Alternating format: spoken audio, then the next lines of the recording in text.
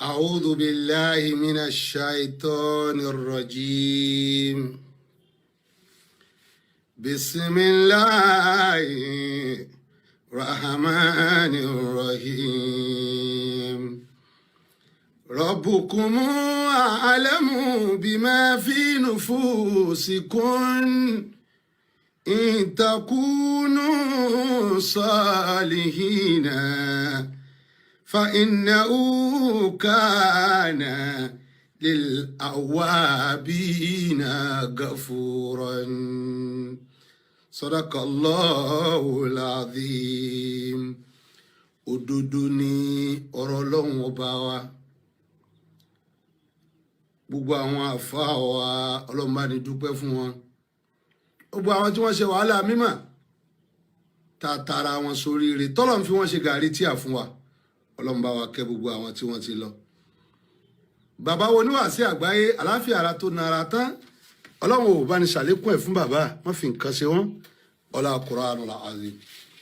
Nígbà tọ́rọ̀ dọ̀rọ̀ ká sọ̀rọ̀ sókè, tọkùnrin ń pariwo sọ̀rọ̀ sókè, tóbìnrin ń pariwo sọ̀rọ̀ sókè, Ọlọ́run ọba gan ọba lékè ọlá òun ló kọ́kọ́ sọ̀rọ̀ sókè. Ó ní gbogbo àwọn oníwàásí ń sọ Ọlọ́run rabbukum a'lamu bima fi nufusikum rabbukum a'lamu bima fi nufusikum. Ẹ dákun gbogbo àwa, gbogbo ẹ̀yin tẹ́ jẹ́ lídásí wa, Lekki killings wá sí ní ń ṣe fún yín,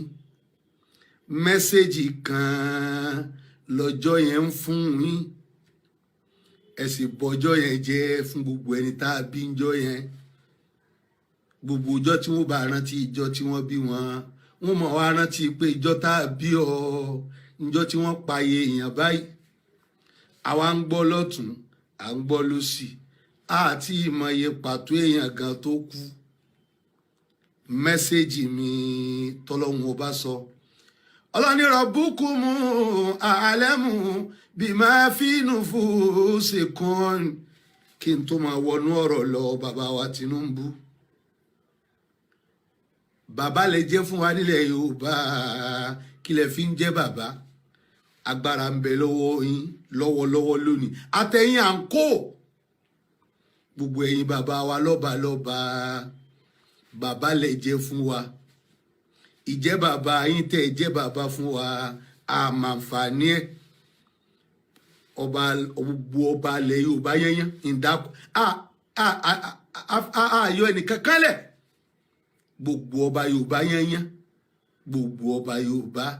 kí láǹfààní ipò tẹ́ wá yẹn ẹ ṣàlàyé fún wa. Rabbukumu a'lamu bima fi nufusikum ọlọ́run ọba yín tó ṣẹ̀dá yín ó mọ tí ń bẹ nínú àníyàn yín ìǹtẹ̀ torí ẹ̀ tẹ̀lé oyè káàkiri dáadáa lẹ fẹ́ ṣe ni ọba yín mọ̀ yín àṣẹ máfíà ní gbogbo yín ẹ wà ń bẹ yẹn torí ìǹtẹ̀ fẹ́ jẹ ni ẹ wà ń bẹ ní àmàǹfààní yín bàbá wa Tinubu mẹ́sẹ̀gì ní o fún gbogbo yín àwọn ará London wá ń pariwo nítorí ẹ̀yin nìkan àwọn ará France wọ́n ń pariwo nítorí ẹ̀yin nìkan àwọn tán gbogbo àwọn tí wọ́n wúra àwọn tán wà ń Saudi wọ́n ń pariwo wọ́n ń bú yín ẹ dákun dáadáa owó lẹ́sẹ̀ aburú wo lẹ́sẹ̀ tí wọ́n ń torí ẹ̀ bú yín ọlọ́run gbé yín sáàyè yẹn ẹ mọ̀ pé torí nǹkan kan ni àkọ́kọ́ mẹ́sẹ̀gì kó máa lọ sọ́dọ̀ yín ẹ lọ múra o ẹ tí kú o mẹ́sẹ̀gì ní bí kú bá dé lọ́la ààrẹ ni tí ó sọ pé ha ọlọ́run ṣe tó bá wa mú un lọ. Rabbukumu a'lamu bima fi nufusikum ọlọ́run ọba máa ní ẹ̀yin òmèrò yín ẹ̀yin nìkan ẹ̀wòye wẹ́ẹ̀fì yín ẹ̀yin nìkan ẹ̀wòye dáadáa tọ́lọ́ ń jogún fún yín lẹ́yìn nìkan mélòó gan lára yín ẹ̀wòye tẹ́ ẹ ní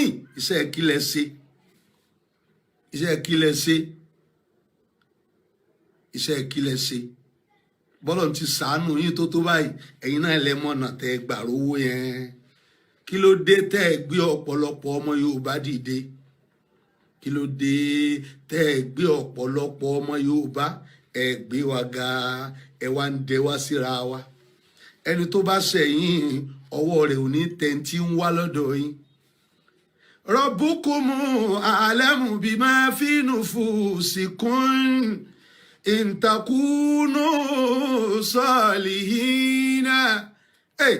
Rabbukumu a'lamu bima fi nufusikum bàbá wa Tinubu mẹ́sẹ̀gì mi fún yín ẹ ti kú o ẹ lọ gbégbá àforíjì ẹ wá gbégbá dáadáa látòní lọ gbogbo èyí tẹ́ ń ṣe òun ẹ rí pé ẹ ti ṣe kankan ẹni tẹ́ ẹ fẹ́ gbéga àwọn tẹ́ ẹ fẹ́ lò lẹ́ ń gbéga àwọn tẹ́ ẹ fẹ́ máa lò lẹ́ ń sọ ọ́ déèyàn àwọn tẹ́ ẹ fẹ́ lò lẹ́ ń sọ déèyàn ẹni tẹ́ ẹ bá fẹ́ lò nítorí òṣèlú ẹ wá gbé dìde torí pé ẹ fẹ́ lò. Ọlọ́ni Rabbukumu a'lamu bima fi nufusikum ọlọ́run rí àníyàn yín o ẹ ń darí wa ọlọ́run gbóyin sókè gbogbo tábíọ́lá lé lọ́wọ́ yín tẹ̀ yìí Abíọ́lá lé agbára afúnlówó a máa jọ̀wọ́ rẹ̀ ó tẹ agbára ẹ̀yin ò tí ì di president ọwọ́ yín wá tẹ ọlá ọwọ́ yín tẹ àṣẹ sọgbọ́n yín ni mélòó gan lára yín bàbá wa Tinubu a gbọ́dọ̀ bú yín a máa ní mẹ́sẹ́jì fún yín ọ̀rọ̀ dọ̀rọ̀ ká sọ̀rọ̀ sókè ni ọba tó sì dá yín ti sọ̀rọ̀ sókè níbo lẹ kó gbogbo eléyìí lọ ẹ má dẹ̀ wá síra wa mọ́ ọlọ́run ti gbé yín ga tẹ́lẹ̀ náà gbogbo ẹni tó bá ga láyé ẹni tí ó máa bínú ó máa bínú ẹni tí ó máa rẹ́rìn ó máa rẹ́rìn kí ló dé tó já sí pé àwọn tí ń bínú wọ́n pọ̀ jà àwọn tí ń rẹ́rìn lọ kí ló dé. bàbá mẹ́sẹ̀jì ni o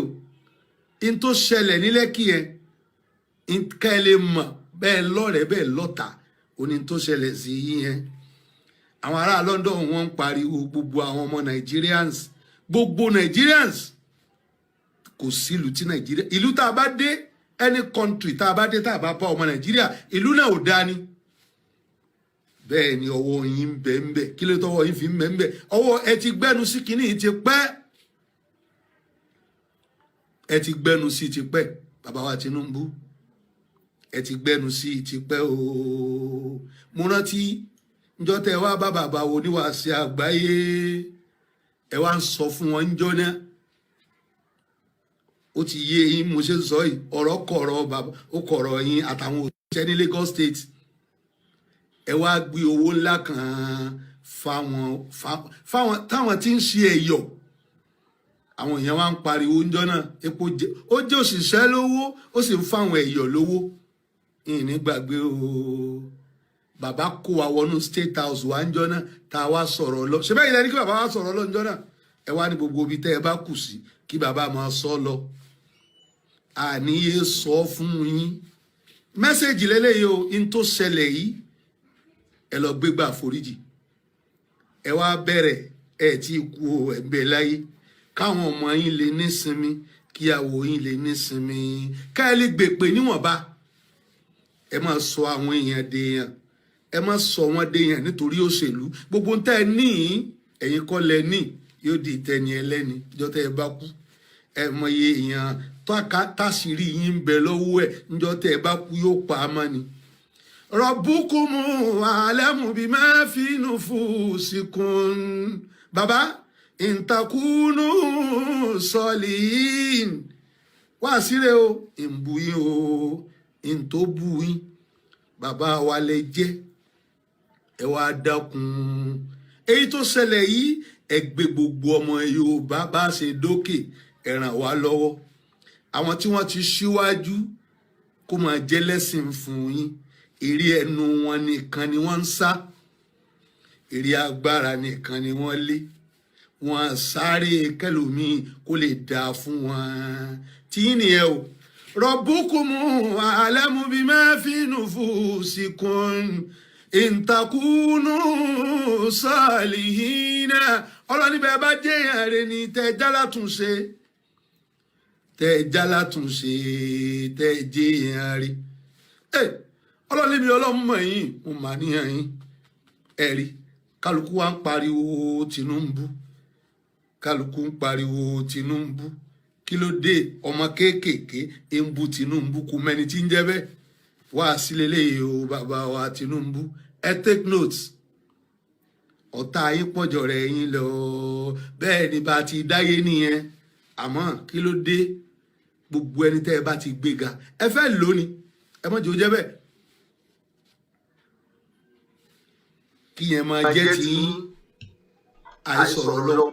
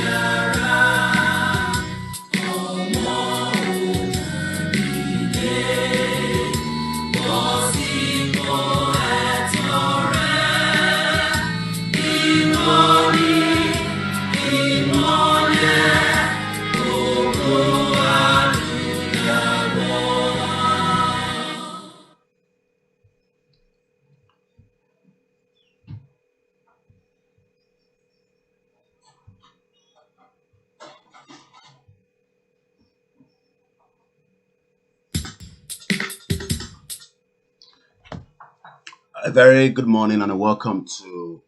Tuesday, 27th of October 2020. The time is exactly 8:36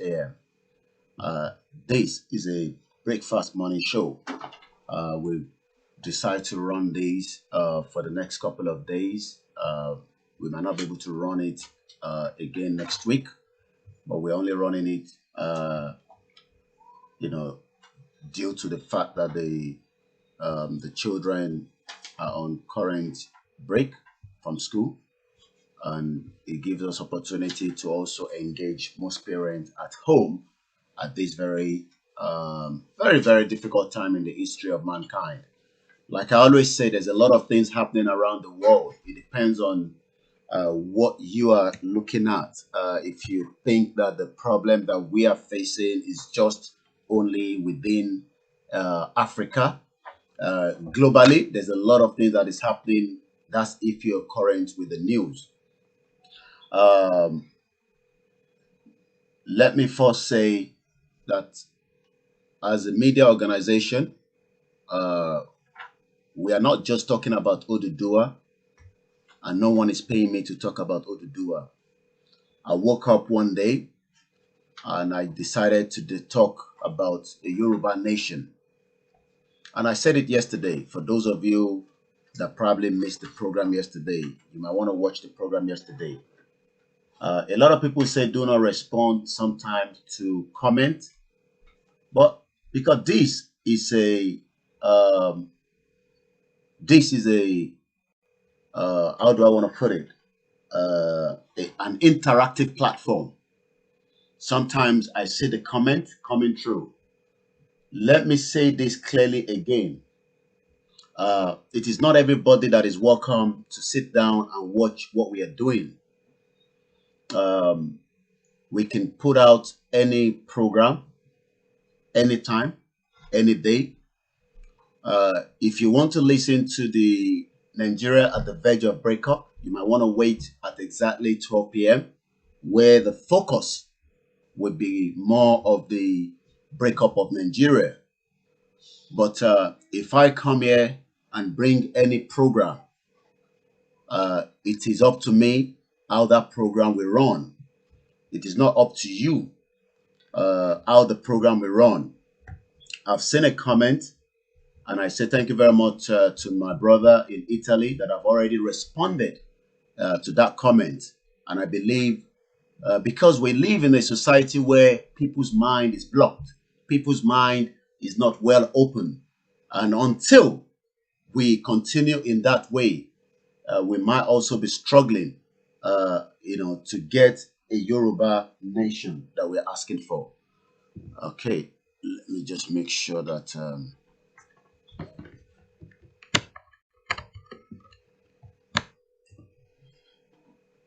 Okay, I think I'm not sure why we are not having a stability. Maybe it's the network. There's a lot of movement. Good morning to those of you that have joined us. We started with that video. It's a long one. I will make use of it during this program this morning. And I have another one that I will also be using parallel to that. The first one we played, unfortunately, is in Yoruba. So our English listeners might not really understand what the preacher is saying, but we will try to see if we can summarize it, to the extent of what we can do. Once again, um, we must remember the Lekki massacre, those that were killed just a week ago. I'm sure by another 2 weeks, a lot of people will not even remember them because people believe that we are so many of us as Nigerians, and that means if few people died, uh, that means no one cares. They are not in their millions, so why do you have to bother yourself on those that died? If you remember, Tolulokpe Arotile died. How many people remember her? She's gone. Maybe the parents will continue to remember her and a bit of few friends as well. Every program has different message.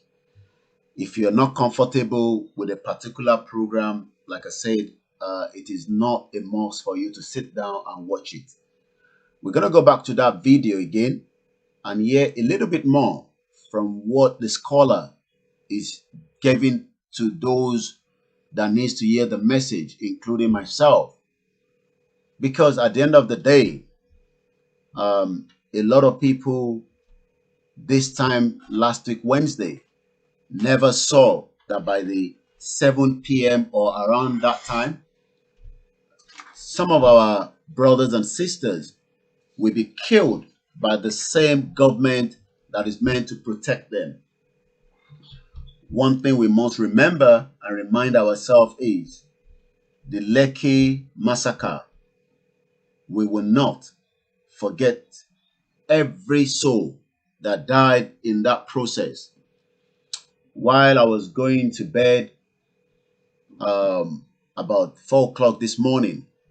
because I was going through a lot of the messages that was coming through, there was quite a lot of more videos that also popped up that I didn't see. And it makes me wonder, why so many bloodshed in Nigeria? What is the reason? Why is it that we have evil-minded government that do not care at all about its people? We will look at some of the news that is trending. Like I always say, Nigeria is not the only issue.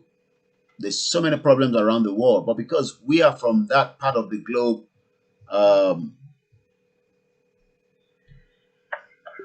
Hello, sir. hello, Hello, sir.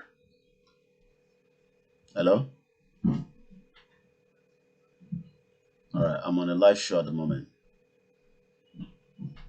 I'm on a live program at the moment. All right, sorry, later. Well, you have to be later in the afternoon. All right.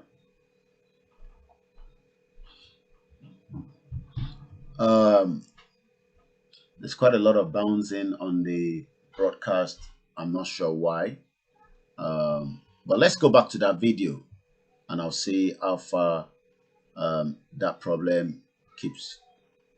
on. But let's go back to the video. ọlọ́ni aláwọ̀ búkúmù àlẹ́mù bí máa fi nùfù síkún gbogbo ẹ̀yin bàbá wa lọ́balọ́ba ọbẹ̀ èkó àdánwò tó ṣẹlẹ̀ sí yín ẹ mọ̀ kí mẹ́sẹ̀jì ni bàbá ìní gbàgbé ẹ̀yin náà níjọ́ tí bàbá wa Smith tí wọ́n ń bẹ ní IG tí wọ́n pe bàbá fún prayer tá ń ṣàdúrà fún ẹwà ń bẹ̀ ńjọ́ náà kálukú ń tọrọ àdúrà bàbá wa Akínolú ọlọ́njẹ́mi Ọláògùn kálukú ń tọrọ tó fẹ́ ńjọ́ náà bàbá wa Smith tọrọ tó fẹ́ ńjọ́ náà kálukú ń tọrọ ẹ̀yin náà ọlọ́pàá lẹ̀ ń jẹ́ ńjọ́ náà ìdọ̀bà I was there l'Abuja ẹ wá ń sọ fún bàbá oníwàásí àgbáyé ńjọ́ náà pé bàbá wàhálà ẹ fẹ́ pò kankan mọ́ nínú police ẹ fẹ́ pò kankan mọ́ lọ́dọ̀ ìjọba ọbẹ̀ èkó lòun yín lẹ fẹ́ jẹ bẹ́ẹ̀ bá gbàgbé bàbá mi Akínolú níjọ́ tẹ́ ẹ wí níjọ́ náà gbogbo àwọn èèyàn yín gbogbo àwọn èèkàn Nàìjíríà tí wọ́n wà ń bẹ̀ kálukú bú sẹ́rìn ni pé sọ́wọ́ apá òye kan tó wà ń bẹ̀ ni rọ̀bùkúmú àlẹ́mù bí máa fi nùfùsìkún ìntàkùnú sọ́ọ̀lìhìn ọ̀rọ̀ Ọlọ́run ọba lèyí o bẹ́ẹ̀ bá jẹ́yàn rí bẹ́ẹ̀ jẹ́yàn rí ẹ̀yin náà mọ̀ nínú ara yín ẹ wá dọ̀bẹ̀ èkó ẹ wà ń bẹ lọ́wọ́lọ́wọ́ ẹ ń ṣèjọba lọ́wọ́lọ́wọ́ ẹ rí àdánwò tó ṣẹlẹ̀ ní ẹnìkan ṣe fídíò nígbà tí gbogbo àwọn èèyàn tí wọ́n fẹ́ wọlé pẹ̀lú agbára wọ́n gbé yín gba géètì kan lẹ gbà kọjá escort tẹ̀lé yín ẹnìkan ṣe fídíò yín gbogbo àwọn tí ń bẹ nísàlẹ̀ Èkó bàbá ẹ foríjì mi o ṣé ẹ ní dáadáa ni kí ló dé ṣé ẹ ní dáadáa ni táwọn èèyàn fi wá wọlé wọn wá bà gbogbo ààfin jẹ́ ó ń túmọ̀ sí pé wàásì ni ẹ kù síbi tó pọ̀ rọ́bùkún àlẹ́mù bí máa fi nufusikum bẹ́ẹ̀ bá ní dáadáa tẹ́lẹ̀ bàbá mi Akínolú kábíyèsí ọlá nìyí a gbọ́dọ̀ fẹnu aburú gbogbo ẹni tí wọ́n bá bí ire kò gbọ́dọ̀ fẹnu aburú sọ̀rọ̀ sí ọba ọmọ Yorùbá àtàtà kò gbọ́dọ̀ bú ọba ìlú bàbá wa lè jẹ́ àmọ́ kí ló dé ṣé ẹ ní dáadáa ni àbí kò tó ìbéèrè ni tí kò máa jẹ́ challenge fún gbogbo ọba ilẹ̀ Yorùbá kí ni impact yín what is your impact what is your roles to the community àmọ́ wúlò yín gbogbo ẹ̀yin lọ́balọ́ba ẹ wo ohun tó ṣẹlẹ̀ sọ́bẹ̀ Èkó kẹ́ múra ẹ má joyè lásán lẹ́ mọ́ fáwọn èèyàn lẹ́ mọ́ gbowó lọ́wọ́ àwọn èèyàn gbogbo àwọn tẹ́ fi ń jẹ mọ́gàjí ìwèrè tẹ́ fi ń jẹ mọ́gàjí ìwèrè tẹ́ fún lóye rádaràda àwọn ni wọ́n lọ ń talẹ̀ ilẹ̀ tí wọ́n ti tà tipẹ́ wọ́n ń tà á fẹ́ lòmíì wọ́n padà sínú oko wọ́n lọ ń da àwọn èèyàn láàmú àwọn tẹ́ ń fún lóye òjijì tẹ́ ń fọ́ọ̀sì wọn pa àfẹ́ fún ẹ lóye lọ mówó báyìí wá rọ́bùkún àlẹ́mù bí máa fi nufusikum ìntàkùnú sọ́ọ̀lìhìnà bẹ́ẹ̀ bá jẹ́yàn rẹ̀ tàníyàn yín bá dáa tẹ́ ìjọba lu nítorí àwọn ọmọ ẹ̀yìn ẹ̀ ṣe kèéṣéèdì in tó ṣẹlẹ̀ yìí o àdánwò ọlọ́ni mẹ́sẹ̀jì ni fún yín ẹ lọ gbégbá àforíjì kẹ wá pọ̀ ní dáadáa wọ́n wá gbé adé yín bí adé ni bí ọ̀pá àṣẹ ni wọ́n gbé gbogbo ará àdúgbò wa o kábíyèsí o wọ́n ń yọ̀ yín àṣẹ lọ́rẹ̀ẹ́ ládùúgbò àṣẹ gbogbo ọmọ Èkó gbogbo àwọn tí ń bẹ nínú ga àsọta yín ni wọ́n àwárẹ̀ nìkan kó dìde ó yóò pa yín lẹ́kùn ààrẹ nìkan kó dìde pé tó ẹ pé torí ọba lẹ́bàá fi pa mí ẹ̀ ní gbé ọ̀pá yìí lọ security tí ń bẹ nínú ilé yín ń bá àwọn èèyàn ṣàwàdà ní kábíyèsí o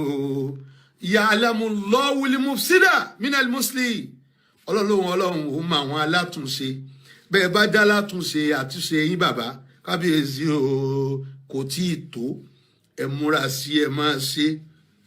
níjọ́ tẹ́ ẹ tìjọba àdúrà àjọ náà tẹ́ ẹ ṣe mo wà ń bẹ̀ nú àwọn ọmọ tí bàbá kó wá ni mo wà ẹ ṣàdúrà náà níjọ́ náà ọlọ́run wá gbà fún yín sọgbọ́n lẹ̀ dání tẹ́ ẹ fi di nǹkan yẹn ẹ rí bí opportunity ni ẹ mọ̀ wá ba ìgbà jẹ́ ẹ tí kú láyé bẹ́ẹ̀ bá kú ọlọ́run jẹ́ mi yín ogun kẹ́ ẹ lo bí 120 130 140 kẹ́ ẹ máa lọ 200 years àwọn ọmọ kan lẹ bí ẹ mọ̀ bọ̀ọ̀lá jẹ́ fáwọn ọmọ tẹ́ ẹ bí àpẹẹrẹ lélẹ́yìí fún bàbá wa Akínolú àti gbogbo ẹ̀yin lọ́ba tẹ́ ẹ pera yín lọ́ba lóòótọ́ ẹ lágbára bẹ́ẹ̀ ni ẹ lágbára ìjọba ní sanwó oṣù yín tòótọ́ bẹ́ẹ̀ ni ẹ gbọ́dọ̀ kọjá àlà ọlọ́run àmọ́ ẹja níyàn yín ó dáa ẹ bẹ̀rẹ̀ dáadáa ẹjọ́ tún pọ̀ sí èyí tẹ̀ ń ṣe tẹ́lẹ̀ lọ wọ́n á ń ba